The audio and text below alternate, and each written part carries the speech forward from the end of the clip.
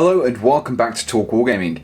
In this video I'll be guiding you through some more of Kromlech's basic materials, notably their static grass range. Now there are 3 available, and starting on the list we have Spring Meadow, Summer Green and Chaos Wasteland. Now I'll be looking at these individually, showing you an example of each one on a base and also showing you how to use them.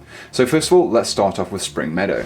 So here I have the Spring Meadow static grass, and as you can see it's a light green with little bits of kind of tan and brown mixed in there as well. And on a base this looks like this, as you can see here. So I've opted for quite a sparse looking base there with just a few tufts of grass, and it's nice. The nice pale colour is good if you're doing something, especially for a bolt action game or something that's more like a historical game where you're looking for more realistic kind of field or earth kind of texture. So it's a nice early year spring coloured grass there. So just put that to one side, and let's take a look at the next one, which is Summer Green. Let's take the lid off there. Now this is a lot darker than the last one. If I just bring it in there, you can see the difference in the shade. So this is a much darker green, but it still has that kind of mixture of tan and brown flakes in there as well. And if I just give you an example of that on a base, you can see here I've gone for a few less patches there, sorry. So this is much more of a kind of a late in the year kind of colour if you're going for something more historically. Alternatively, you could go for something, use this if you were doing like a jungle or deep forest kind of colour. So finally that leaves us to the Chaos Wasteland static grass.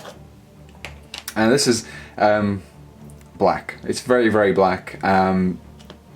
This isn't really something you would use if you're going kind of more of like a reality. As the name suggests, it's Chaos Wasteland. So just bring in an example. This looks like tremendous on the base, and it just looks completely unnatural. Perfect if you're looking to recreate demonic realms, or even if you're actually just willing to mix it with something else to make it like scorched grass, something like that. I've gone for just the normal earth colored soil there, but I think this would look fantastic against a kind of a reddish earth color. It contrasts really well. So they're all of the bases used individually. Let's take a look at one that's had a mixture of the few, so we can get a nice idea as to what kind of effects you can achieve on these bases. So here we have an example of what a kind of effect you can get when you use all 3 in conjunction. So I've got the spring coloured grass there, Spring Meadow, and a little bit of Spring Meadow, but we can see there the Summer Greens just a little bit mixed in there, and also a tiny bit of the darker grass to represent some dead or scorched grass. So using these in conjunction can give you really some kind of nice variations. If I just bring it into one of the bases which is a single colour, this looks a lot more natural, a lot more realistic. And what I'm going to do, I'm going to show you how you can achieve this effect yourself. So first of all, you'll need a base of some sort, and I have a ready-made one here. It's already been pre-painted and pre-sanded, so all we'll need now is to get some PVA glue, and I'm using the Army Painter's glue here. And you want to just create a few tufts. Now, when creating grass, one of the things you should be aware of is it's best to go for small tufts. If you completely cover the base with grass, it just looks unnatural.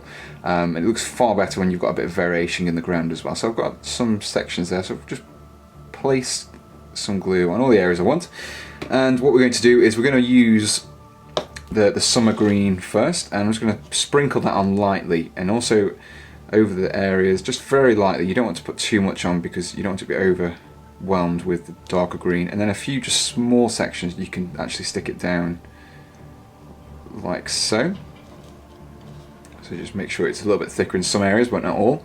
So then we move on to the Chaos Wasteland. Now I'm going to go for a slight kind of burnt or dead section of grass. I'm going to sprinkle it lightly on this part, and then maybe a little bit over here as well. You don't want to do too much, it's very dark and you can be quite overwhelmed if you use all of it. So the main body of the base is actually going to be using the Spring Meadow, as I kind of prefer this colour. It's a nice intermediary between the lush vibrant grass of the Summer Green and the dead burned scorched grass of the Chaos Wasteland. So this is going to be a lot more liberal. You can pretty much just really get it on there. And make sure you press down as well, just to make sure you can get it in all of the glue. So I've got a completely covered base, but if I have a few taps on the bottom, and there we go. So this will, as it dries, a few of the flakes will come off there, but this gives you a really nice varied, much more of a realistic kind of looking base than if you just use a single colour. So let's zoom out and get a summary for all of these static grasses.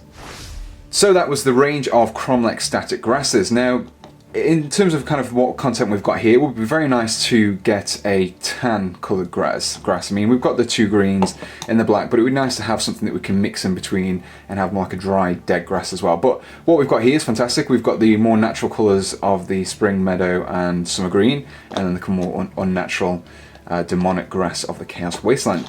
As with the sands I looked at in the previous video, they come in like these nice pots, which are excellent kind of for storing as well. You can just stack them up in the cupboard like that, and they're also great for dipping in the bases. You can screw the lid and dip them straight in. There's plenty of area to use.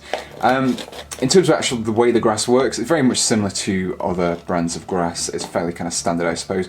However, it's nice because these do come in the pots, and other grasses often come in bags, and it's quite difficult to work with the bags. So, if you haven't done so already, be sure to check out the sand tutorial review that I did of the Kromlech basing sands in a previous video. And also, if you enjoyed this video, let me know in the comments and be sure to subscribe. So, as always, thanks for watching, and goodbye.